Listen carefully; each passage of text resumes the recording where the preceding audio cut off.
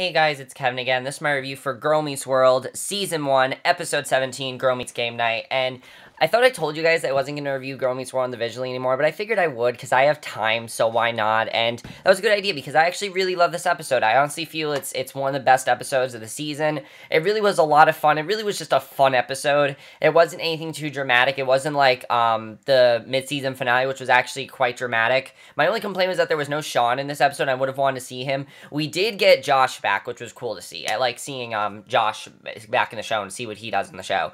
But basically, this episode, I really liked it, and let's just get into it. So basically, this episode is all about how Cory and, Cory, Riley, and Topanga, Augie, they have this tradition about family game nights, and Maya as well, family game nights. What they do is they get this game called the Family Game, and they always play it, but Riley's now at the age where she is starting to include her friends more, and Cory tells Riley that she'll eventually have to choose friends over family, and she doesn't want to do that.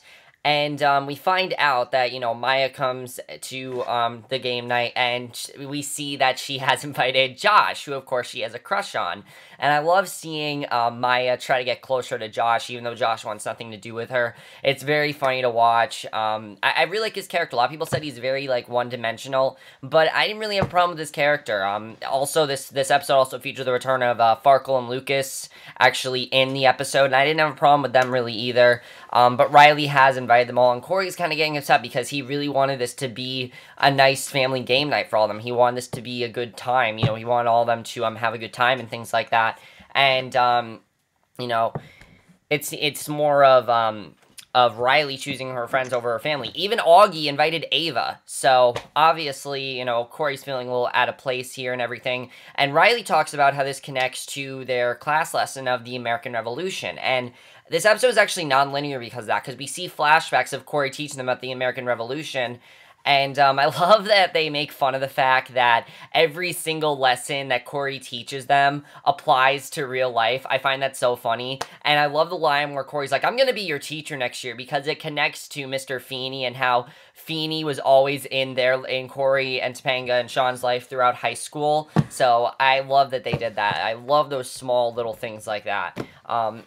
Eventually, they're playing the game and everything, and they've divided them into teams. It's Cory and Topanga and Riley. The other team, you have Lucas and Farkle, and the other team, you have Maya and Josh. Actually, no, Josh ends up being the host because he gets scared of Maya, so basically that's the other team. And then the other team is Augie and Ava. So they're playing the game and everything, and eventually what ends up happening is that Lucas and Farkle end up getting this card. The card says that they can steal someone from Cory's team, so they steal Riley, and this kind of makes Cory feel very upset. So Maya talks to Riley, and I really like this scene because it really showed that what Cory and Topanga are really feeling. She tells Riley that this is more than a game to them, that it's not just about them playing a game, it's about more of Riley choosing her friends over her family, and sort of them trying to, feel she's losing the attachment, things like that. And I love the scene where Topanga talked to Cory and said that,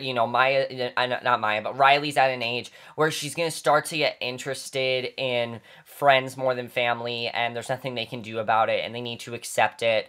And I like that they accepted it. I thought that was very good. I definitely really enjoyed that. That whole scene, it's a very nice scene. I always love the scenes between Cory and Topanga, and that was definitely a very good scene. And they talk about how they did the same thing a lot, because Cory chose Topanga over his parents. I mean, it really does make sense, because in Boy Meets World, we saw less and less of Cory's parents as a one-on. So I like that Girl Meets World is sort of addressing that. I definitely really enjoyed that. Thought that was really good. So they end up playing the game and everything goes well. And, I love the part where, there's a part where Topanga actually ends up warming up to Ava. That was really fun to watch. And Cory eventually realizes that, he doesn't really have a problem with Riley's friends. She's made some very good friends who are well-grounded. They don't have any problems or anything. They're not into, drugs or drinking or anything like that. So let's just keep them around. And he tells them that if they're going to be in her life, then he's fine with that. He doesn't have a problem with them being in her life, and that's what he wants. So he's happy about it, and they end up playing the game and everything.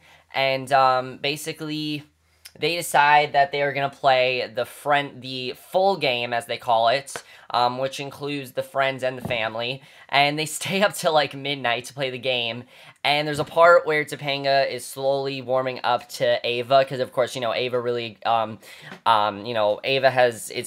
wasn't even that annoying in this episode, I have to say. I mean, I love the scene where she ended up getting Topanga out. That was really funny to watch. I love that.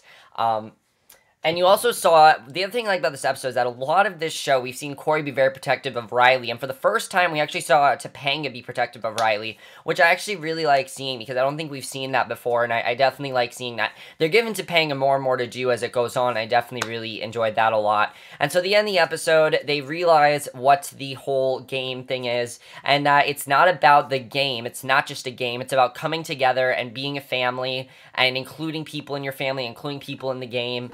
And I think it's a good message, honestly. Yeah, I can understand if someone thinks it's cheesy, but I think it's a good message. And really the message of the episode is friends, friends and family included.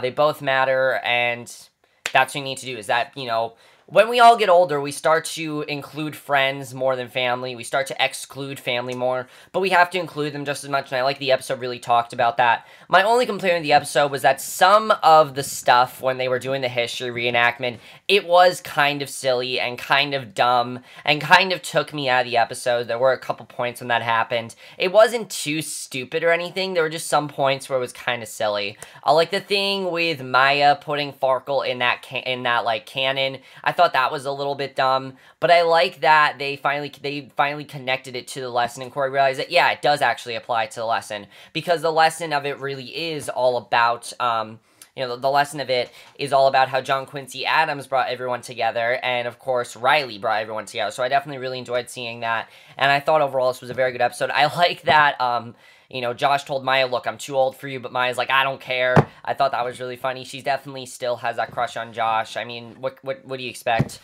She thinks he's attractive. Nothing he can do about that. But overall, I thought the episode was really good, and I like the way the episode ended as well. I like the episode ended with us seeing Riley inviting Maya, Farkle, and Lucas to her house for game night, and they're like, what could possibly go wrong? I thought that was a great way to end the episode, and I overall really enjoyed this episode. No, it was not as good as the last episode. There were some things I had a little bit of a problem with, but overall, I still really enjoyed it. I thought this was one of the most fun episodes. It was really just a fun episode. It really was. It had some dramatic moments in there, but it wasn't too dramatic. Like, it wasn't like Girl Meets, the